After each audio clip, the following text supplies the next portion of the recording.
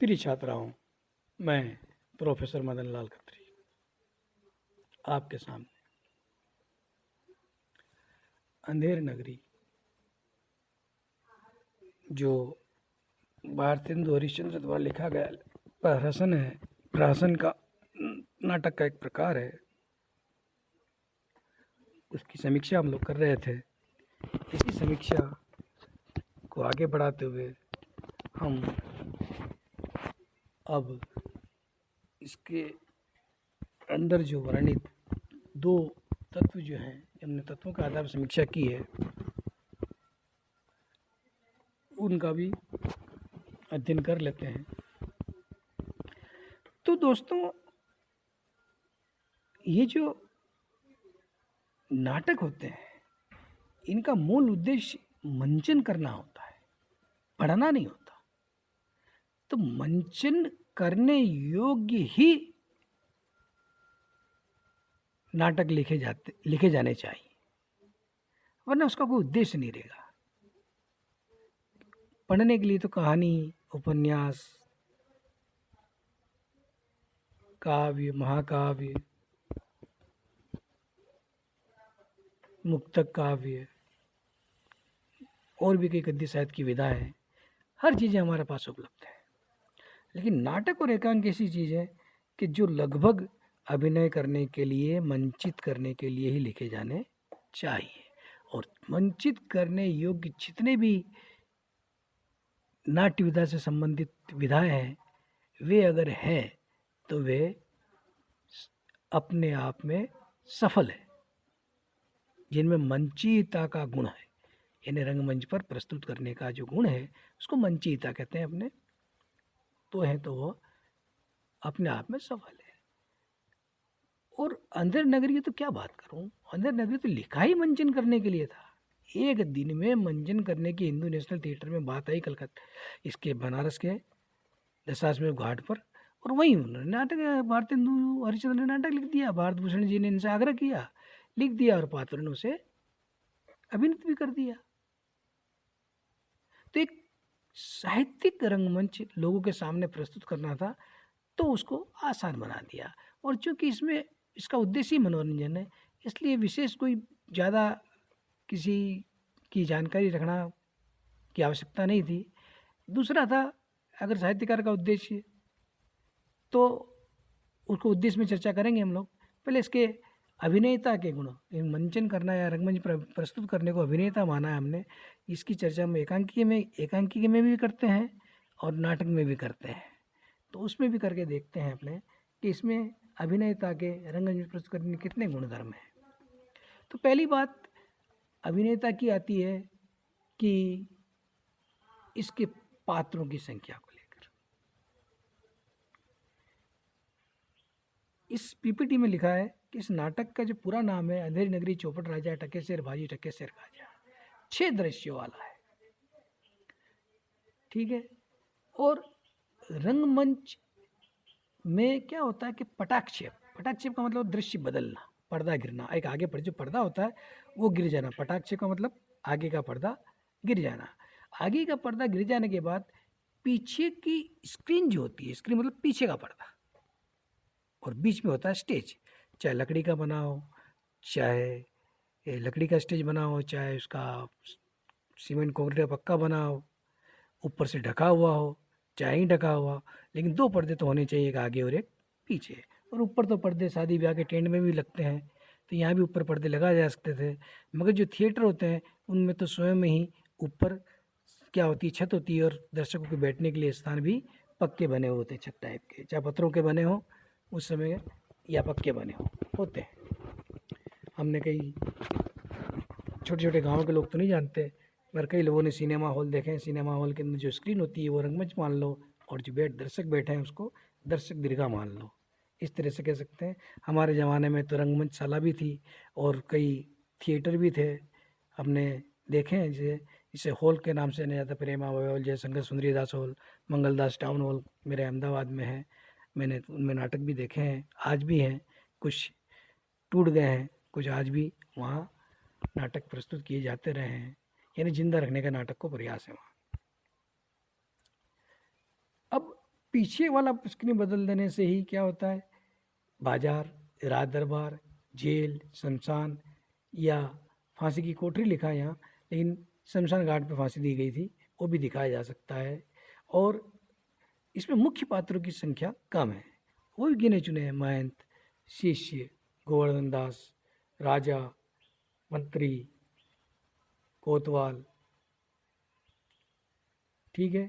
और जिसमें भी श्री नारायण दास और कोतवाल की तो ज़्यादा लंबी भूमिका नहीं है कि सिर्फ दो दृश्य में 2 ही बार दिखाए गए हैं।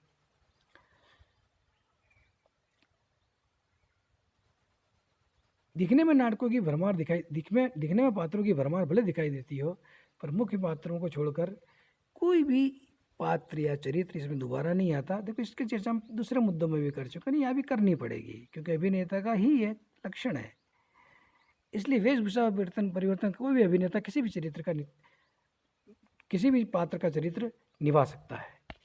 इसलिए क्या है कि वेशभूषा परिवर्तन से और थोड़ा सा ध्वनि परिवर्तन से भी ये पात्रों को अलग अलग रूप में अभिनेता कर सकता है। और पहले रेडियो नाटक और रेडियो रूपक के समय में तो खाली आवाज़ से हम पहचान जाते थे कि ये फलाना पात्र है, वरना आवाज़ दिखते तो थे नहीं। कभी रेडियो रूपक के ज़माने थे, हवा महल भी आया करते थे, इंस्पेक्टर रीगल वगैरह।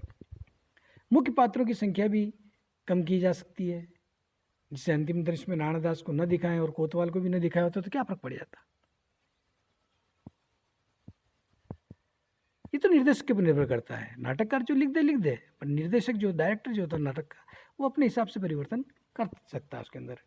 पात्रों और चरित्रों के कथन भी छोटे छोटे होने से क्या होता है कि अभिनेता को स्मरण रखने में आसानी होती है। इस नाटक में गीत ज़्यादा है, तो इसकी शैली संवादात्मक गीतात्मक कह सकते हैं अपने। तो वो यह गीत होने से याद भी ज़्यादा रह जाते हैं अभिनेताओं को, और अभिनय के योग्य बना देते हैं। एक तो बार बार संवाद भूल जाए और पीछे वाला हमें बताए और संवाद बोले, उससे बेहतर कि हमें याद हो, तो अभिनय ढंग से किया जा सकता है। और धीरे धीरे जितने भी अभिनेता देखते हो आप, चाहे वो धारावाहिकों के हों, चाहे सिनेमा चलचित्रों के हों, सिनेमा के हों, फिल्मों के हों, ये सारे के सारे जितनी आसानी से अपने जो संवाद डायलॉग याद रख लेते हैं, उतना उनका अभिनय सहज हो जाता है। एक विशेषता है इन लोगों की। यूँ समझना कि सुंदर है या ये कर ले रहे इसलिए नहीं, लेकिन संवादों को, चरित्र के संवादों को याद रखना भी एक अभिनेता की विशेषता होती है। और ये जो अभिनीत किया गया था अंधेर नगरी, स्वयं भारतेंदु बाबू के समय में किया गया था। हो सकता है भारतेंदु बाबू ने भी इसमें अभिनय किया हो। हाँ, तो पुनः हम अपने उस पर लौट रहे हैं, बीच में व्यवधान आ गया था। भारतेंदु बाबू के समय में लिखा गया नाटक है, तो भारतेंदु बाबू ने स्वयं इसमें कोई भूमिका निभाई होगी, इसका उल्लेख तो मुझे तो मिला नहीं। पर भारतेंदु बाबू स्वयं नाटकों में हिस्सा लेते थे और कोई भूमिका निभाते थे, इतना जानते हैं हम लोग। कुशल निर्देशक यह नाटक सीमित अभिनेताओं में भी, सीमित संसाधनों में भी और सीमित जगह पर आसानी से मंचित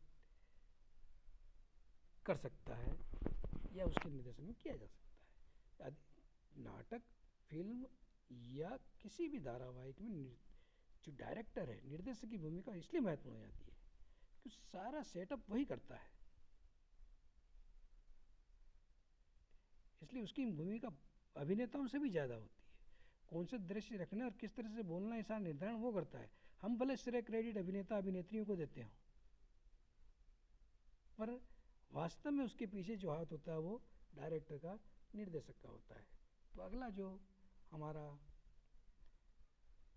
चिर परिचित जो तत्व है वो अंधेर नगरी का उद्देश्य। तो मित्रों, हर बार मैं कहता रहता हूँ कि कला कला के लिए होती है, कला आनंद के लिए होती है, मनोरंजन के लिए होती है, आदमी को दुखी करने के लिए नहीं होती। यहाँ तक कि अरस्तु ने तो ट्रेजेडी, शोकांत नाटकों को भी आनंदप्रद माना है। मतलब वो दर्शकों के साधारणीकरण के माध्यम से अंदर के भावों को तिरोहित कर उन्हें आनंद ही प्रदान करता है। उन्हें अक्सर कहते हैं कि 2 आंसू गिरा दो, रो लो तो मन हल्का हो जाता है। बस ऐसी कुछ बात है। इसलिए ट्रेजेडी को भी उन्होंने मनोरंजन के रूप में ही लिया है। दुखांत नाटक और सुखांत नाटक इस तरह के पाश्चात्य परंपराएं चलती है, हमारे यहाँ तो ऐसी रही नहीं। और प्रहसन का मतलब ही हास्य प्रधान नाटक होता है और यह पाठकों और दर्शकों के मनोरंजन के लिए लिखा जाता है। पहले ही बता दिया था कि पारसी नौटंकी कंपनियों द्वारा जब साहित्यिक कथानकों का कचूमर निकाला जाने लगा, उनका फूहड़ मंचन किया जाने लगा, यह मर्यादाहीन लिखा है, फूहड़ मंचन किया जाने लगा। और एक बार बाबू हरिश्चंद्र भारतेंदु हरिश्चंद्र अपने मित्रों के साथ देखने गए थे, तो शकुंतला नाटक देखते समय स्वयं उस नाटक को बीच में ही छोड़ के क्षुब्ध होकर छोड़कर चले आए थे। तो उन्होंने उसी को नज़र में रखकर ऐसे नाटक लिखे हैं। ये कोई साहित्यिक तो ना सही, मगर यह साहित्य और कला के अनुरूप है, मतलब परिवार के साथ देखा जाता है, इसमें फुहड़ता बिल्कुल नहीं है। और नाटककारों को नाटक लिखकर, दर्शकों को देखकर, पाठकों को पढ़कर आनंद मिलता है, मन में परितोष मिलता है कि चलो मैंने कुछ किया। जीवन का संतोष ही यही है कि जीवन में आए तो कुछ किया। इस नाटक में राज व्यवस्था के प्रति व्यंग्य भी है। राज व्यवस्था में जब व्यवस्था प्रमुख अपने हिसाब से निर्णय लेता है जो जनहित के विपरीत हो, तो ऐसी स्थिति का निर्माण होता है। और हर राज व्यवस्था में, हर राज्य के दौर में आपने देखा होगा कि सरकारों के निर्णय हमें इस तरह से प्रभावित करते रहे हैं और हम उससे दुखी होते रहे। भले हम कितना भी कहें कि हमारा राजनीति से कोई लेना देना नहीं, लेकिन राजनीति से आपका कोई लेना देना नहीं, राजनीति को आपसे सब कुछ लेना देना है। उसके प्रभाव के अंदर आए बिना आप रह ही नहीं सकते। जिस किसी को भी जिस किसी का भी तुलसीदास की तरह यह मानना है कि कौ नृप हो हमही कहानी, चेरी छाड़ी अब होब की रानी, गलत होगा। राज व्यवस्था सब पर, पूरी जनता पर अपना प्रभाव डालती है, वो किसी न किसी रूप में। जिस तरह से अंधेर नगरी में मामूली सी घटना, हालांकि बकरी की मृत्यु को तुच्छ नहीं ठहरा रहा हूं, पर किसी के फांसी का सबब बना दिया गया, वह भी जिम्मेदार व्यक्ति के बजाय हर किसी को फांसी चढ़ा दी, ये तो अराजकता हुई ना। अब उस गोवर्धन दास को क्या लेना देना था, किसकी बकरी मरी, किसने मारी, कौन था बकरी का मालिक, किसे फांसी होगी, बेचारा नाहक फांसी चढ़ाया जा रहा था। बस ऐसी स्थिति होती है। देश की आज स्थिति इससे कोई ज़्यादा बेहतर नहीं है। आज तारीख दी है मैंने, इस तारीख को मैंने इस पेपर को किया, आज भी वैसी की वैसी स्थिति है। जिन डीजल और पेट्रोल के दामों की दुहाई देकर राज व्यवस्था हथिया ही गई, आज वे ही पेट्रोल डीजल के दाम सातवें आसमान पर।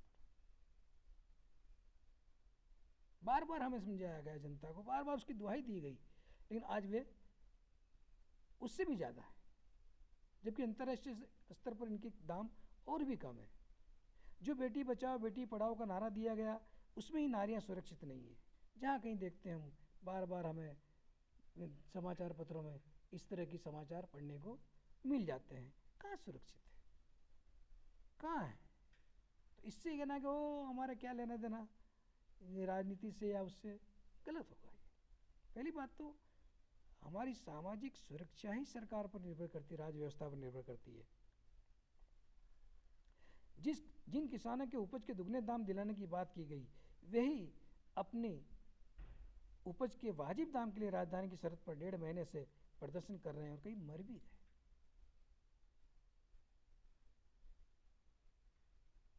अब हम किसान नहीं है या कुछ नहीं है, ये बात करना ये अपने आप में गलत होगा। इसलिए अगर हम स्वाभाविक देश के किसी व्यवस्था के, किसी राज्य के, किसी कंट्री के, किसी स्टेट के नागरिक हैं, तो हमें हर चीज़ का ध्यान रखना पड़ेगा कि हमारी व्यवस्था कैसी है, हमारे शासक कैसे हैं, इन चीज़ों के। इसलिए राज व्यवस्था या राजनीति से भले आप सरोकार न रखते हो, वो आपके जीवन को पूरी तरह प्रभावित करती है। तो मित्रों, इस तरह से इस नाटक में जो राज व्यवस्था पर व्यंग्य किया गया है, वो आज भी प्रासंगिक है, कल भी प्रासंगिक होगी। और जैसी राम राज्य जैसी व्यवस्था की कल्पना प्राचीन ग्रंथों में की गई है, ऐसी राम राज्य जैसी व्यवस्था तो तब भी सही नहीं थी और न अब होगी, क्योंकि उस समय भी किसी को तपस्या करने के लिए फांसी मृत्युदंड दिया जाता रहा, किसी को पढ़ने के लिए। तपस्या करना मतलब पढ़ना ही मानता हूँ, मृत्युदंड दिया जाता रहा था। तो ठीक है, इस तरह से हमने अंधेर नगरी जो नाटक था भारतेंदु हरिश्चंद्र का, बाबू भारतेंदु हरिश्चंद्र का, उसकी पूरी समीक्षा कर ली। तो मित्रों, अब अगले किसी वीडियो में फिर मिलते हैं। तब तक के लिए मैं प्रोफेसर मृणाल खत्री आपसे आज्ञा चाहता हूँ।